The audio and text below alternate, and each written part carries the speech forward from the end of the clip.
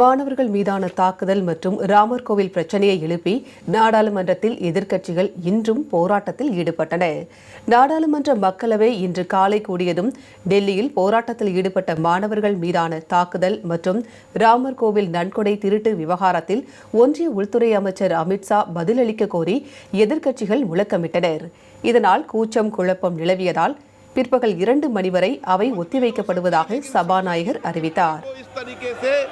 तख्तियां नारेबाजी से गिरना उचित नहीं है। आप सब वरिष्ठ नेता हैं, देश का नेतृत्व करते हैं। இதேபோல் மாநிலங்களவையிலும் எதிர்க்கட்சிகள் முழக்கமிட்டதால் அவை பிற்பகல் 2 மணி வரை ஒத்திவைக்கப்படுவதாக அறிவிக்கப்பட்டது.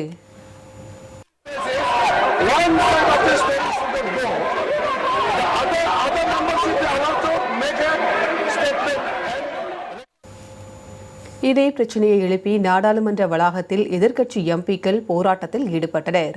காங்கிரஸ் பொதுச் செயலாளர் பிரியங்கா காந்தி உள்ளிட்டோர் இதில் கலந்து கொண்டனர்.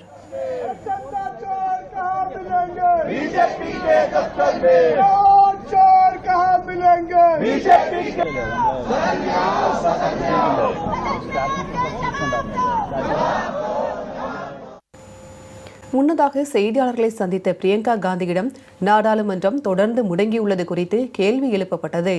இதற்கு பதிலளித்த அவர், ஒன்றிய அரசே கேள்வி கேட்காமல் ஊடகங்கள் அமைதியாக இருப்பது போன்று எதிர்க்கட்சிகளும் அமைதியாக இருக்க வேண்டுமா என கேள்வி எழுப்பினார்.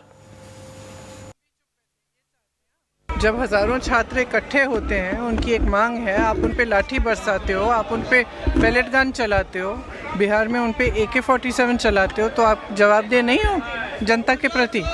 तो हम चुप बैठे बस, आप लोगों की तरह, जिस तरह से आप चुप बैठते हैं हम भी चुप बैठे, ये चाहते हैं आप?